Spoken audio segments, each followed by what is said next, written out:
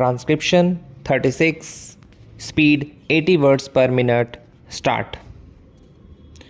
Madam Deputy Chairman, I welcome this opportunity to make a few observations during the discussion on the finance bill.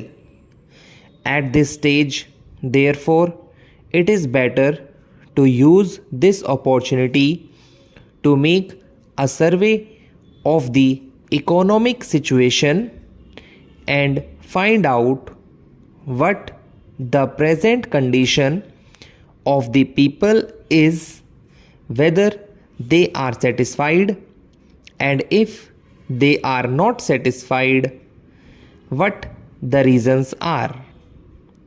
I feel this responsibility is greater today when the American aid is likely to be reduced, and therefore we have got to stand more on our own legs.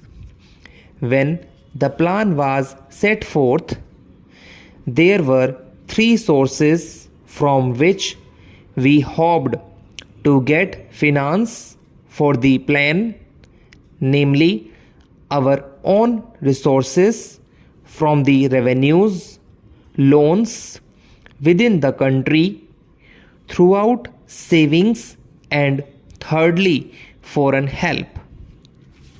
The latter we need not discuss here. If we study the accomplishments of the plan and the resources that has been possible to raise, we cannot deny that our expectations have not been fulfilled, and we have therefore to find out the reasons which have led to that situation. Here, incidentally, I would like to touch in a sentence or two the entire theme of the speech of Mr. Bhupesh Gupta. It is very easy to say this should be done or this could have been done from the opposition point of view, but I would like to ask him a question and he can reply to it later in some other speech, whether in Russia it would be possible for anybody, not in the debate in the parliament, but even outside, to utter a single sentence against the government policy. In our democratic setup, we have allowed the people to criticize government policies. Even as Congress people, we are free to criticize the policies of the government, but the point is whether the doubts raised in the minds of the public by the people in the opposition who show their loyalty to a different setup would be conducive to create the enthusiasm that is necessary and the inspiration that is necessary to give their very best to fulfill the targets of the plan.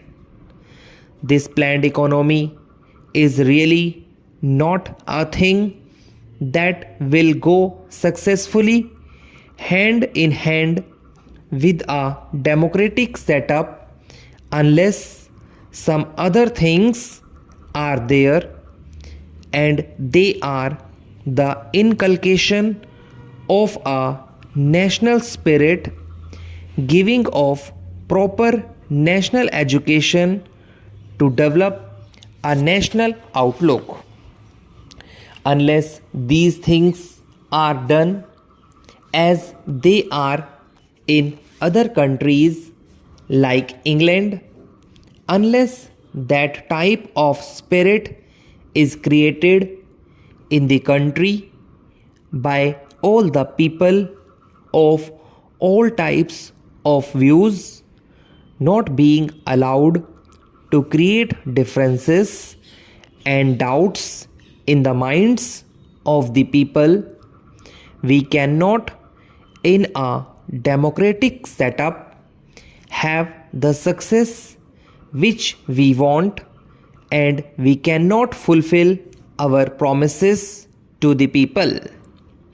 Without going further into that aspect which really came to my mind as a result of the long speech of Mr. Bhupesh Gupta, I would like to make a few suggestions so that a proper attitude towards giving of one's best to the plan and to raise the national economy can be developed. I would like to make 3 or 4 points. Firstly, we have to see that we take steps to check corruption at any level, whether it is among the people in the public sector or among the officials. Then we have also to see that we give a proper type of education, rouse a proper spirit of service. We must also check the trends for inflation and also lay stress on austerity so that the people feel that there is something at stake.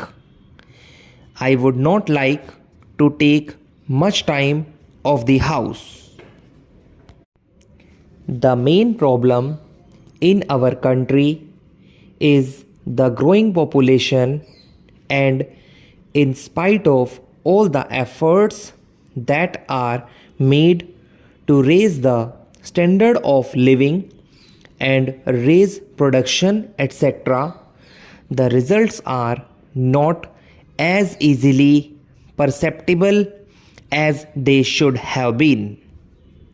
That is a separate problem by itself, but in spite of that, it is possible for the government to show better results if the government were to undertake immediately and see that some of the promises that are made, the acts that are passed, and the plans that are drawn up are properly implemented.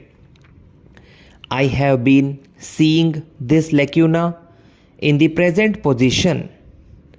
Now the government have started a new ministry called the Coordination Ministry. It was very necessary because the plans of the different ministries sometimes were likely to go contrary to each other's aims. I do not want to go into details. For instance, take the question of the promotion of export. A commodity may be exported, but the price of that commodity in the country to the consumer may go on rising. Who is to see to that? Take tea, for example.